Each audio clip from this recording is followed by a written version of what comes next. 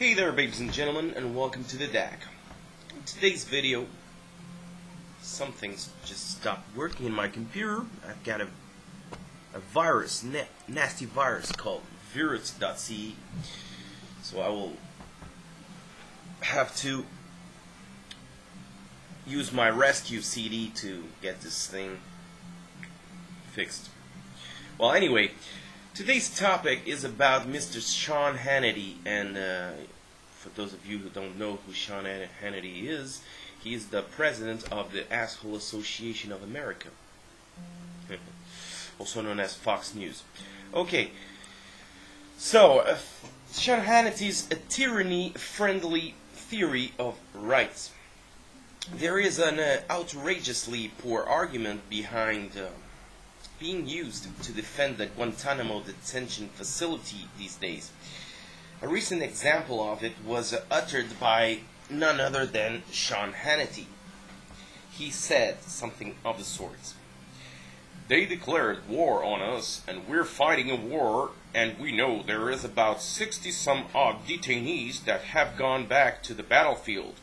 Why, for the first time ever, would we give rights to enemy combatants?" Okay. First, that which can be taken or given away is not a right, properly speaking. Sean Hannity does not own my rights, or the rights of any other human being. Therefore, Sean Hannity does not have the authority to give to people or to take away my rights or the rights of any other human being. If we accept Hannity's view of rights, then America was wrong to break from England, was wrong to write in its Declaration of Independence that people have inalienable rights, and was wrong to establish a constitution whose purpose was to protect the rights of the people. I remind you, I should have said this right from the start, this video is not the classical view from coming from an anarchy framework. Okay, so accept this as a video coming from a minarchist perspective. So, of course, if we're going to be very scientific about this, they were wrong to establish a constitution. Okay, but not on this, because let's just take for granted the healthy principle that just because something is written down on a government edict does not automatically make that thing wrong. Okay? Okay. Now, instead, under Hannity's theory of rights, a right only exists if somebody in authority sees fit to respect that right, and ceases to exist as soon as the authorizing power withdraws it.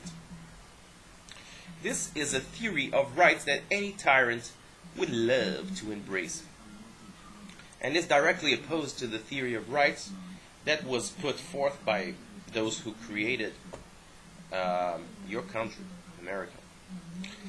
Now, I have some disputes with the theory of rights that is now well over 200 years old. However, I hold that one of the things that the founding fathers got right is the idea that a right is not something owned by the likes of Sean Hannity to be handed out or given away at his pleasure.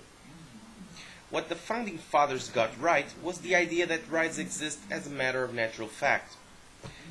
In one of my previous videos, I even talked about rights as a sort of uncoercive natural abilities. But anyway, let's move on. A person can respect the rights that others have as a matter of fact, or he can violate those rights. However, he lacks the power to create or destroy those rights. If he violates those rights, or calls upon others to violate them for him, then he is evil. Second, I can use the same argument Hannity uses to justify the indefinite imprisonment of people in Guantanamo Bay, to justify anybody's imprisonment, even yours, without a spot of evidence that you have or will do anything wrong. All I need to do is to round up 1,000 random individuals. Let's make them almost exclusively male, just for fun. I hold them for 2 to 4 years under brutal conditions that includes torture and other forms of abuse. I deprive them of opportunities to establish a peaceful life for themselves, destroy their families and their civil relationships.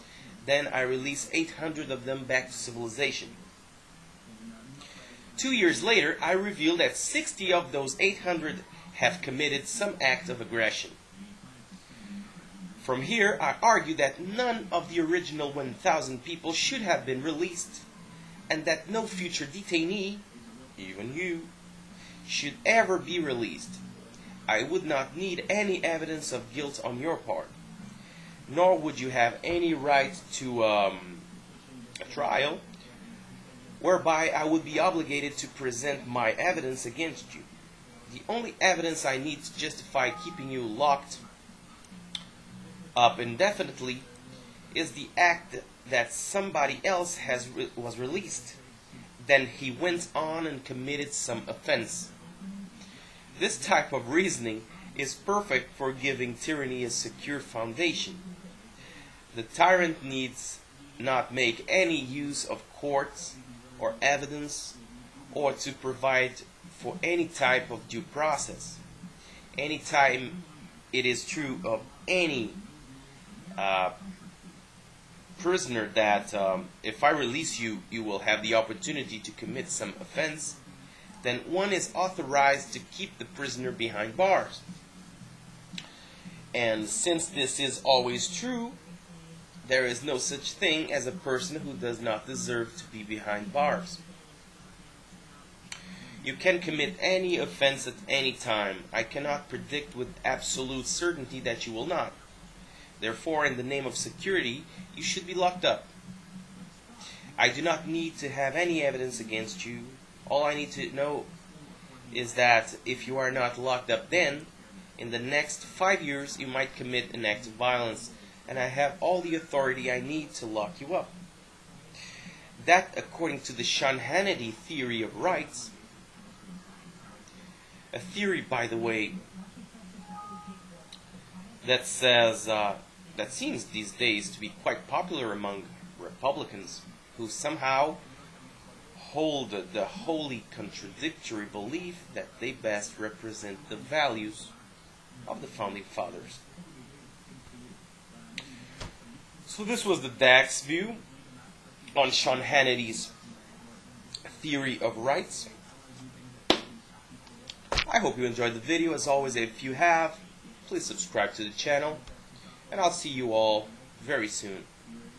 Bye-bye.